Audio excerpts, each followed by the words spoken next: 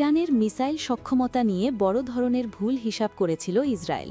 কয়েকদিন আগেই ইসরায়েলের প্রতিরক্ষা বাহিনী দাবি করেছিল ইরানের হাতে আর মাত্র কয়েকশো মিসাইল অবশিষ্ট রয়েছে, কিন্তু বাস্তব চিত্র যেন একেবারেই ভিন্ন। ইরানের ধারাবাহিক মিসাইল হামলা সেই ধারণাকে প্রশ্নের মুখে ফেলেছে। সম্প্রতি ইসরায়েলেরই একটি সূত্র জানিয়েছে ইরানের কাছে এখনও 1000-এরও বেশি ব্যালিস্টিক মিসাইল মজুদ থাকতে পারে, যা আইডিএফের আগের দাবির সম্পূর্ণ বিপরীত। ফলে প্রশ্ন উঠছে, আসলে ইরানের প্রকৃত মিসাইল ভাণ্ডার কতটা শক্তিশালী? যুদ্ধ শুরুর আগে ইসরায়েল দাবি করেছিল ইরানের মোট মিসাইল সংখ্যা প্রায় 2500। পরে তারা জানায় সেই ভাণ্ডার থেকে বেশিরভাগই ব্যবহার হয়ে গেছে এবং হাতে আছে মাত্র কয়েকশো মিসাইল। কিন্তু চলমান সংঘাতে ইসরায়েলি ভূখণ্ডে একের পর এক হামলা সেই হিসাবকে ভুল প্রমাণ করছে। ইসরায়েলের গণমাধ্যম চ্যানেল 12-র এক প্রতিবেদনে দেশটির বিমান বাহিনীর একজন কর্নেল স্বীকার করেছেন ইরানের কাছে এখনও বিপুল সংখ্যক ব্যালিস্টিক মিসাইল রয়েছে। একই সঙ্গে কিছু সামরিক সূত্র জানিয়েছে ইরানের প্রকৃত অস্ত্রভাণ্ডার সম্পর্কে নিশ্চিত তথ্য তাদের কাছেও নেই।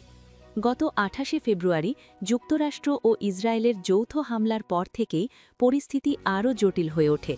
এর জবাবে ইরান মধ্যপ্রাচ্যে বিভিন্ন মার্কিন ও ইসরায়েলি স্থাপনাকে লক্ষ্য করে ব্যাপক মিসাইল ও ড্রোন হামলা শুরু করে। এসব হামলায় বেশ কয়েকটি গুরুত্বপূর্ণ স্থাপনা ক্ষতিগ্রস্ত হয়েছে বলে বিভিন্ন প্রতিবেদনে উঠে এসেছে। যুক্তরাষ্ট্র ও ইসরায়েলের পক্ষ থেকে বারবার দাবি করা হয়েছে ইরানের মিসাইল সক্ষমতা অনেকটাই কমে গেছে, কখনো বলা হয়েছে 90% পর্যন্ত হ্রাস পেয়েছে। তবে বাস্তবে দেখা যাচ্ছে ইরান এখনও ধারাবাহিকভাবে হামলা চালিয়ে যাচ্ছে এবং তাদের আক্রমণের তীব্রতা কমেনি। বিশ্লেষকদের মতে এই বিভ্রান্তির পেছনে কৌশলগত কারণ থাকতে পারে। ইরান ইচ্ছাকৃতভাবে তাদের প্রকৃত সক্ষমতা গোপন রাখছে, যাতে শত্রুপক্ষ সঠিক হিসাব করতে না পারে। এতে মনস্তাত্ত্বিক চাপ তৈরি হয় এবং প্রতিপক্ষের পরিকল্পনায় অনিশ্চয়তা বাড়ে।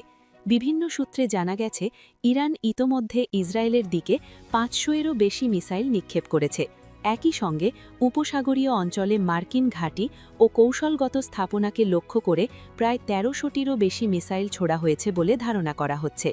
সব মিলিয়ে এখনও পর্যন্ত ইরানের প্রকৃত মিসাইল ভাণ্ডার নিয়ে নির্ভরযোগ্য ও চূড়ান্ত কোনো তথ্য পাওয়া যায়নি। তবে একটি বিষয় স্পষ্ট, ইরান এখনও উল্লেখযোগ্য সামরিক সক্ষমতা ধরে রেখেছে। বিশেষজ্ঞদের মতে ইরান ধীরে ধীরে কিন্তু অত্যন্ত পরিকল্পিতভাবে হামলা চালাচ্ছে। এর মাধ্যমে তারা দীর্ঘমেয়াদে যুদ্ধ চালিয়ে যাওয়ার সক্ষমতা দেখাতে চাইছে। পাশাপাশি মাটির নিচে থাকা গোপন ঘাঁটি ও সংরক্ষিত অস্ত্রভাণ্ডার ভবিষ্যৎ সংঘাতেও গুরুত্বপূর্ণ ভূমিকা রাখতে পারে। এই অবস্থায় মধ্যপ্রাচ্যের পরিস্থিতি কোন দিকে মোড় নেয় সেটাই এখন দেখার বিষয়।